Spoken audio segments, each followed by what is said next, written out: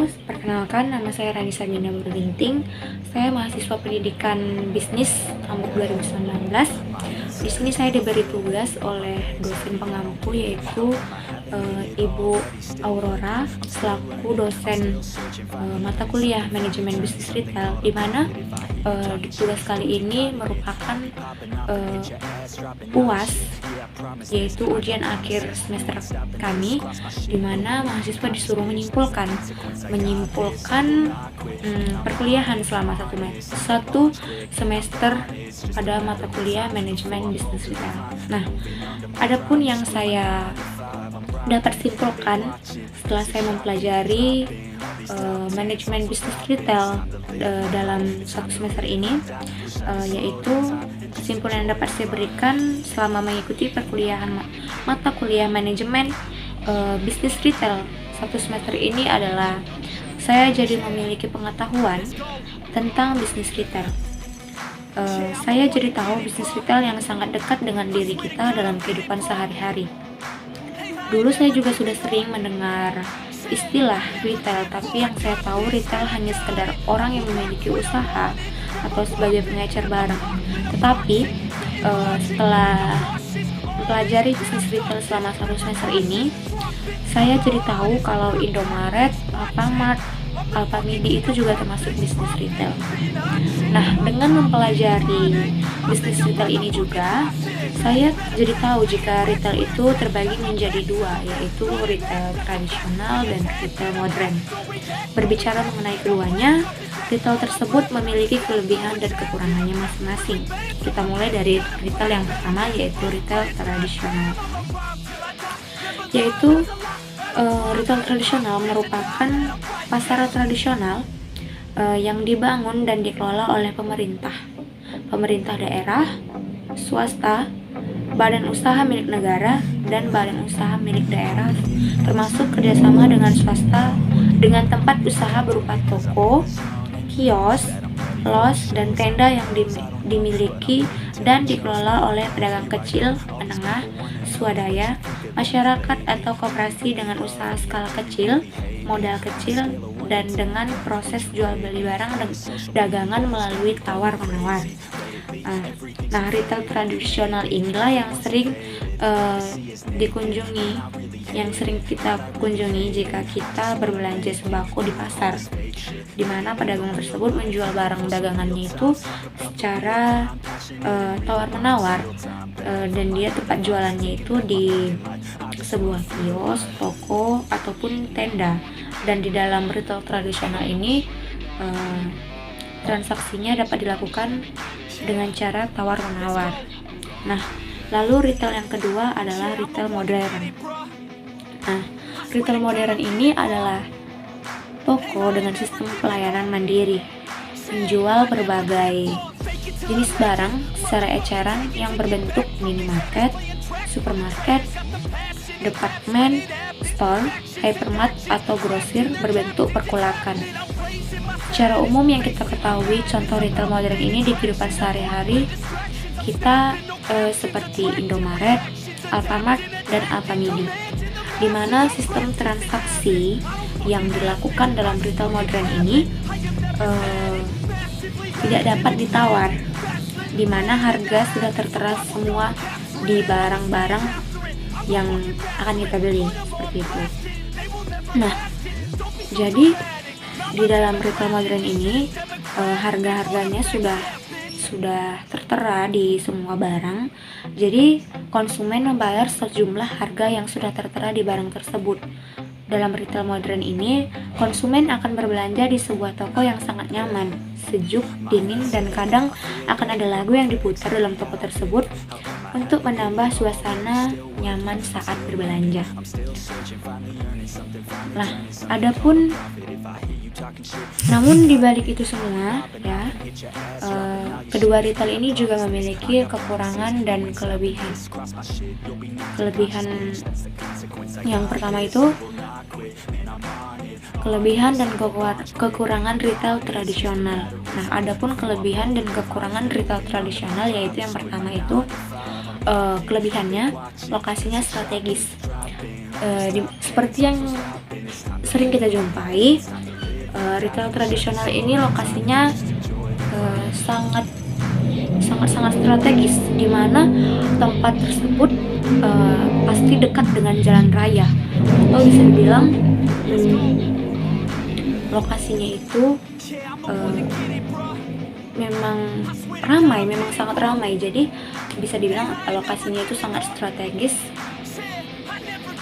agar konsumen lebih mudah untuk berkunjung ke pasar tradisional tersebut. Lalu yang kedua, keragaman barang yang lengkap. Nah, seperti yang kita ketahui, pasar tradisional itu atau retail tradisional itu sangat banyak sekali pedagang-pedagang yang berjualan di pasar itu, baik itu dari sembako, barang elektronik, sayur mayur, semuanya. Jadi di pasar tradisional atau di retail tradisional itu tidak hanya 1 atau sampai 5 pedagang, tapi bisa sampai dalam satu pasar itu bisa sampai 30 atau 50 pedagang, dan itu barangnya sangat lengkap sekali. Lalu yang kedua itu harga yang rendah. Ya, memang harga di retail tradisional ini memang rendah dibanding dengan retail modern, karena seperti yang kita tahu, retail modern itu sudah barang-barang yang dijual di situ sudah terkena pajak. Jadi kalau masalah harga lebih murah di retail tradisional. Lalu yang kedua itu sistem tawar-menawar menunjukkan keakraban penjual dengan pembeli. Ya, seperti yang sudah kita ketahui bahwa jika di retail tradisional sistem transaksinya itu dapat dilakukan secara tawar-menawar. Nah, antara penjual dan pembeli bisa melakukan kesepakatan harga. Meskipun harganya sudah dipatokkan seperti itu, tapi penjual masih mau untuk mengurangi harga dari yang awalnya, apalagi jika konsumen itu membeli sangat banyak. Lalu yang kelima itu kelebihannya bersaing secara alamiah yang tidak dimiliki langsung dengan pasar modern. Nah, di pasar tradisional ini, di retail tradisional ini juga bersaingnya itu secara alamiah, ya, ilmiah gitu. Jadi ya bersaingnya itu hanya secara penjual itu tidak ada melakukan kecurangan atau apapun. Jadi ya si A jualan apa, si B jualan apa, meskipun jualan mereka itu sama produknya, meskipun tempatnya itu berdekatan juga, tapi mereka percaya bahwa rezeki itu sudah ada yang mengatur. Jadi meskipun mereka bisa dibilang tempatnya itu berdekatan, tapi mereka bersaing secara alamiah. Lalu setelah kelebihan-kelebihan tersebut, ada juga kekurangan-kekurangan dalam retail tradisional. Yang pertama itu tempatnya kumuh dan kotor. Sudah jelas seperti yang kita ketahui, namanya juga pasar tradisional itu otomatis tempatnya itu kumuh dan kotor, karena satu tempat itu semuanya pedagang dijadikan satu, seperti tukang sayuran, tukang sembako, tukang yang menjual ikan dan daging, itu tempatnya bisa berdekatan. Jadi kumuh dan kotor itu tidak bisa hilang dari pasar tradisional. Lalu yang kedua itu cara pengemasan yang kurang menarik. Nah, seperti yang kita ketahui, jika kita membeli di sebuah pasar tradisional, ya bungkusannya juga tidak akan menarik seperti apa gitu, dengan plastik atau berwarna hitam atau berwarna putih dan diikat begitu saja. Lalu banyak produk yang mayoritas diperjualbelikan oleh oknum pedagang yang tidak bertanggung jawab, yang menggunakan bahan kimia seperti ayam tiren atau apalagi lah itu. Lalu ada tingkat mutu atau kualitas setiap produknya tidak jelas, ya seperti yang kita ketahui sudah banyak di tempat itu yang jualan satu produk itu tidak cuma satu orang, melainkan banyak. Jadi tingkat mutu dan kualitas setiap produknya itu tidak bisa kita lihat, tidak bisa kita ketahui jelasnya satu persatu.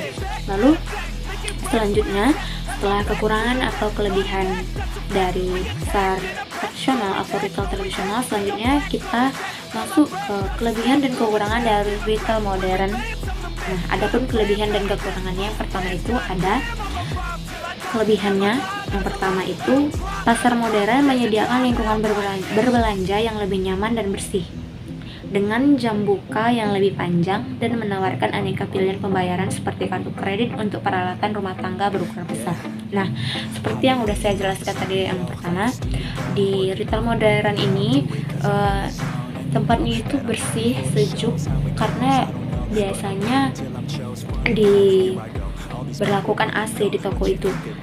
Dan untuk jam bukanya juga retail modern ini lebih panjang dibanding retail tradisional, dimana seperti Indomart, di Alfamart biasanya itu buka dari jam 8 pagi bahkan bisa sampai malam, atau ada juga yang 24 jam. Nah, jadi kalau untuk jam bukanya itu lebih panjang, itu lebih ke retail modern ya. Lalu yang kedua itu, barang yang dijual memiliki variasi jenis yang beragam. Selain menjual barang lokal, pasar modern juga menjual berbagai barang impor. Jadi seperti di supermarket itu, dia tidak hanya menjual barang-barang lokal, tapi menjual barang-barang impor juga ada di situ. Lalu yang ketiga, barang yang dijual mempunyai kualitas yang relatif lebih terjamin karena melalui penyeleksian yang ketat, sehingga barang yang tidak memenuhi persyaratan klasifikasi akan ditolak. Jadi dalam supermarket itu, barang-barang yang memang tidak layak lagi untuk dijual, karyawan-karyawannya itu akan membuangnya atau tidak akan memajangnya di etalase. Jadi karyawan-karyawannya akan sigap, akan selalu memeriksa barang-barang yang layak untuk dijual. Lalu yang keempat itu, dari segi kuantitas, pasar modern memiliki persediaan barang yang terukur. Nah, untuk masalah persediaan barangnya, menurut saya memang benar, retail modern memang lebih memiliki persediaan barang yang terukur. Jadi retail modern dia tidak akan sempat barangnya itu habis, masih tinggal sedikit lagi, tapi dia akan tetap nanti menambahkan produk itu kembali. Jadi produknya itu tidak sempat habis, tapi akan ditambahin lagi tapi yang tinggal sedikit itu akan dimajukan, lalu yang baru akan ditambahkan di belakangnya. Lalu yang kelima itu, pasar modern juga dikelola oleh pihak yang profesional dengan strategi manajemen pemasaran yang bagus. Iya, benar sekali. Untuk retail modern ini seperti yang kita lihat, supermarket Indomaret itu dikelola oleh pihak yang profesional dengan strategi manajemen pemasaran yang bagus. Jadi retail modern itu tidak hanya sekedar jualan-jualan seperti itu, tapi dia juga ada yang mengelolanya itu pihak yang profesional, yang mengarahkan karyawannya. Lalu kelemahannya itu, yang pertama, kelemahan retail modern yaitu praktik jual belinya, di mana konsumen tidak bisa tawar-menawar harga barang yang hendak dibelinya karena harga telah ditetapkan. Seperti yang kita bilang di awal tadi, di retail modern ini semua harganya sudah ditetapkan, jadi tidak bisa lagi diganggu gugat atau tidak bisa lagi ditawar. Nah, lalu kelemahan yang kedua itu, dalam pasar modern atau retail modern, penjual dan pembeli tidak bertransaksi secara langsung. Pembeli melihat label harga yang tercantum dalam barcode, berada dalam bangunan, dan pelayanannya dilakukan secara mandiri atau dilayani oleh pramuniaga.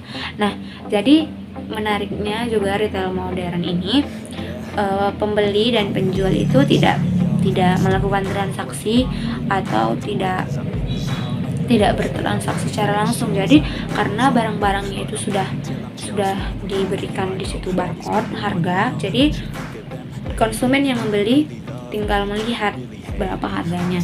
Lalu jika setelah atau ada barang-barang yang tidak terlihat oleh konsumen, konsumen bisa meminta bantuan oleh karyawan di toko tersebut. Nah, setelah selesai berbelanja, karyawan konsumen akan membawa barang belanjaannya ke kasir, dan di situ akan dilakukan proses pembayaran yang tidak bisa dilakukan proses tawar-menawar. Berapa yang harga yang sudah ditetapkan di barang tersebut, segitulah yang akan dibayar oleh konsumen. Nah, setelah mengetahui kedua jenis retail tersebut, saya jadi tahu juga apa-apa saja yang menjadi kelebihan dan kekurangan dari masing-masing retail tersebut. Dari kedua jenis retail tersebut, menurut saya keduanya memiliki penggemarnya masing-masing. Jika dilihat dari namanya, mungkin banyak yang mengira bahwa retail tradisional banyak digemari oleh ibu-ibu. Menurut saya, kemungkinan iya dan kemungkinan juga tidak, karena dari yang saya lihat banyak juga kok ibu-ibu yang senang berbelanja di Indomaret, Alfamart, Alfamidi, Hypermart. Begitu juga sebaliknya, di retail tradisional juga bukan melulu orang tua yang berbelanja. Di retail tradisional banyak juga anak-anak muda yang berbelanja di sana. Setelah mempelajari mata kuliah bisnis retail ini, saya juga jadi lebih tahu apa-apa saja perbedaan retail tradisional dan retail modern. Saya juga jadi lebih tahu kelebihan dan kekurangan dari kedua retail tradisional dan retail modern. Saya jadi lebih mudah untuk membedakan kedua retail tersebut. Yang sebelumnya saya hanya mengira retail itu adalah grosir atau gerai. Setelah mempelajari manajemen bisnis retail ini, saya menjadi tahu lebih banyak tentang bisnis retail dan ruang lingkupnya. Nah, sekian dari penjelasan saya mengenai kesimpulan yang sudah saya dapat mengenai perkuliahan selama 1 semester ini. Semoga bisa bermanfaat bagi kita semua. Terima kasih dan sampai jumpa.